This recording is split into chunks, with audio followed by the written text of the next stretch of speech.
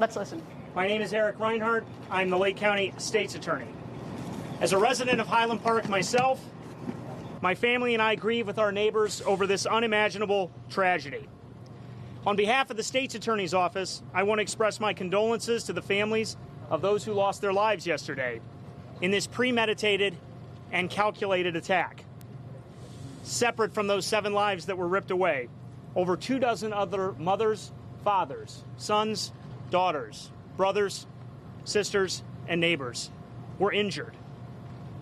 Hundreds, if not thousands, will be psychologically scarred by yesterday's events. These individuals, our community, and Lake County will never be the same. We are grateful to the unbelievably courageous law enforcement officers who were there when the shots were fired right here, in this pathway. They and other law enforcement agencies from throughout the state came to this spot of danger. They came to help, they came to protect, they came to comfort, and they came to investigate. Federal agencies, including the FBI, ATF, and U.S. Attorney's Office, have also been critical partners in this investigation, and you will hear a bit more from them this evening. These officers not only ran towards the danger, but worked tirelessly throughout the day and night to investigate and solve this case. I want to also thank all of the community members and business members and leaders who provided us with dozens of videos and photos. We continue our request for those photos and videos. This is still an open and active investigation. Please continue to contact all of the tip lines that we have suggested. To those who are physically and psychologically suffering today in hospitals and in homes throughout our community, we offer our most fervent and urgent prayers. We offer prayers for healing, even though it feels that it may be so far away.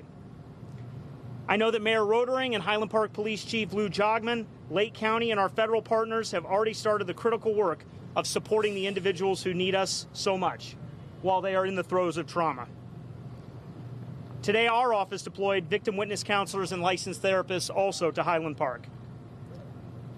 Dozens of private individuals have volunteered to help.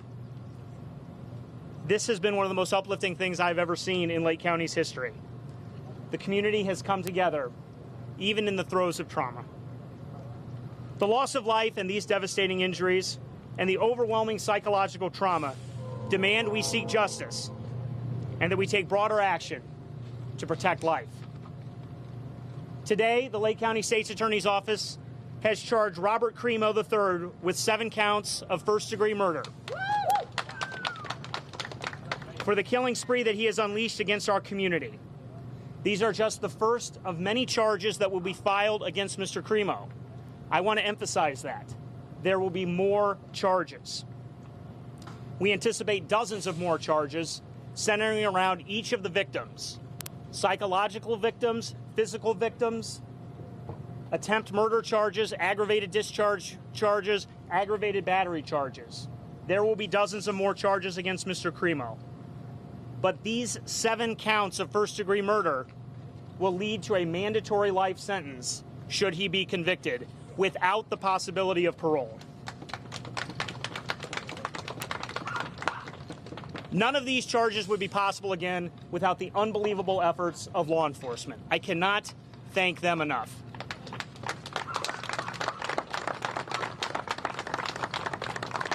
I have to thank the men and women of the Lake County State's Attorney's Office who have been working with law enforcement since the moment that we identified a suspect. We continue to work with our federal partners to understand every aspect of this well-orchestrated and carefully planned crime. Tomorrow morning at the Lake County Courthouse, we will ask a judge to hold Mr. Cremo without the possibility of bail. As I mentioned, our support for victims started today, both from the State's Attorney's Office, from the Mayor's Office, from the City of Highland Park, from the Police Department, from the FBI Victim Assistance Group. We will guide them through the court process and deal with the trauma that will ripple forever outside of the courtrooms. But how do we make sure that there are no more victims? What should have been a celebration of freedom has ended in despair for our community. All of the people who died steps from here lost their freedom. All of it. Every ounce of freedom that they had. The freedom to love, the freedom to learn, and the freedom to live a full life. Their freedom matters too. We must do more as we think and reflect upon their freedom on this July 5th. Illinois has a strong red flag law that keeps communities safe and respects everyone's rights. We must vastly increase awareness and education about this red flag law called the Illinois Firearm Restraining Order. The goal of this tool is to ensure the safety of the individual and those around them. It allows courts to temporarily remove guns and prevent the purchase of new guns by individuals who pose a significant risk. As I said, this tool allows temporary removal from the subject and prohibits the new purchase during the duration of the order. It allows individuals to stabilize their behavior, seek treatment, and access other resources that our community must invest in to give those who need help. But separate from these red flag laws, which are very powerful in Illinois, we should also ban assault weapons in Illinois and beyond.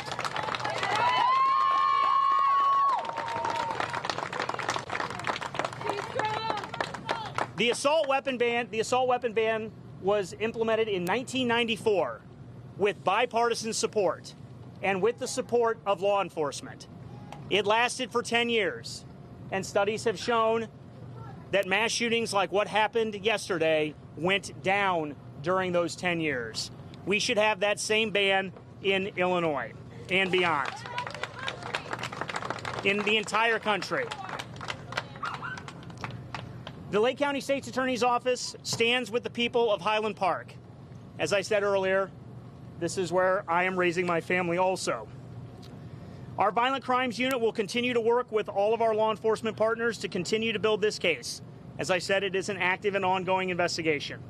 Our Victim Services Unit will answer every question, every text, every phone call, and every concern. We will stand with the survivors of this awful crime for as long as is necessary. In the courtroom, we will seek the maximum sentence against this offender. You've been listening to the Lake County State's Attorney talking about that horrible shootings, multiple shootings in Highland Park yesterday. It's notable that he has charged 7 first-degree murder charges, and the reason they've only charged 7, now there are only 7 people dead, but haven't charged the other, is because he wants enough charges to go to court tomorrow and to hold this person without bail, make sure he stays in jail. And it's a very laborious process to sort through and add the additional charges, but as he noted, there will be many more additional charges as they investigate more. But the news is that tomorrow he'll be asked to be held without bail. 7 first-degree murder charges, but that's